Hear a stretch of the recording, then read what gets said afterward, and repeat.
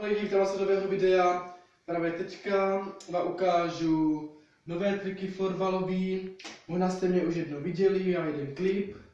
A když jsem začal natáčet ten nový klip, ten florbal byl nejspíš 14 roků, teď mi je 16, takže 2 roky starý video. Teprve jsem si začínal a teďka, když jste viděli jednu země kouli, tak já můžu ukázat i víc země kouli, tak jo.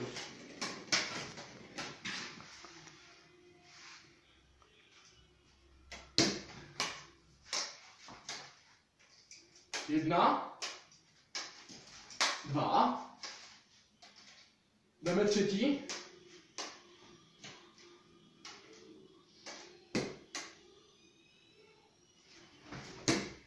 to zkusíme ještě jednou,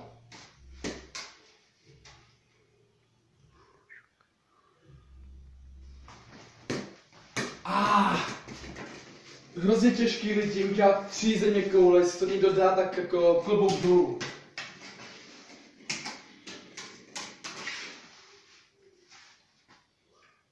Dáme třetí pokus. Skoro jsem tam byl. A mám to! Takže lidi, 3 zeměkoule, to je nádhera, co? Adriane, to byly 4. Takže... 4 zeměkoule zvládlo. Udělal jsem víc než 3 nebo 4. 4. Se to možná ani nepočítám, možná to sami a... Teďka ukážeme jakoby trošku freestylu střelu ze zadu.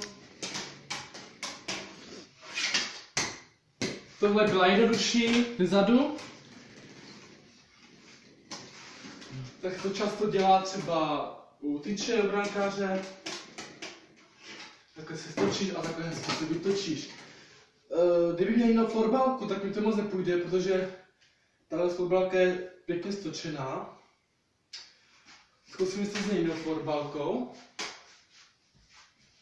Tuhle florbalku jste viděli v prvním videu. A teď vám ukážu na tomhle ten stejný trik, ale já nevím, jestli se mi to povede. Si všimněte, je to úplně jiná florbalka, jiná čepel, jo. Tak jdeme na to. Šlo mi to hůř.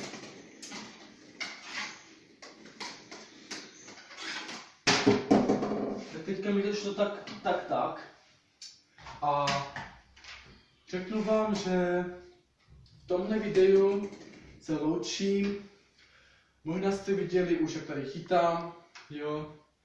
A když vlastně mluvím o tomhle chytání, bych vám ukázal i nějaký brankářskými vybavení, abyste to viděli celý, než v tom videu. Nebo to necháme na jindy a se vám teda loučím v tomhle videu a doufám, že se vám tohle video líbilo.